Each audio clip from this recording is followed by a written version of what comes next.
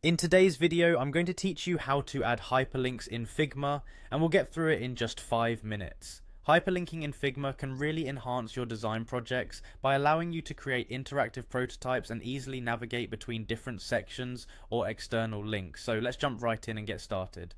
First things first, you'll need to open your preferred web browser and head over to figma.com. Once there, you'll want to log into your account. If you're new to Figma, you can create an account using your email, or if you prefer a quicker option, just use your Gmail credentials. For those who already have an account, simply enter your email and password to log in. Now that you're in, let's open the Figma file you want to work on. This could be a new design you're working on, or perhaps an existing project where you want to add some hyperlinks. Once your file is open, direct your attention to the Figma design canvas. Here you'll need to locate the text layer that you want to make into a hyperlink.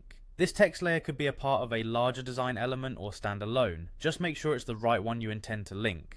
With your text layer selected, you'll then need to navigate to the right side panel of your Figma interface. Under the Design tab, you should see an option to create link. This is a straightforward method to initiate the hyperlinking process. However, if you're a fan of shortcuts and want to speed things up, no worries. You can always use the handy keyboard shortcut instead. On a Mac, this would be Command K, and if you're on Windows, you can use Control K. This shortcut will quickly bring up the input field where you can input your link. Speaking of the input field, once it appears, you'll see a floating input box.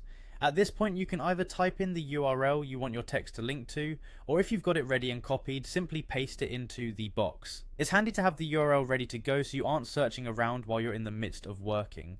After you've entered the URL, you're almost done. Just hit enter to save your changes. This action applies the link to the text you've selected, and you've now successfully transformed a regular text layer into an interactive hyperlink. So there you have it, a step-by-step guide on how to hyperlink in Figma.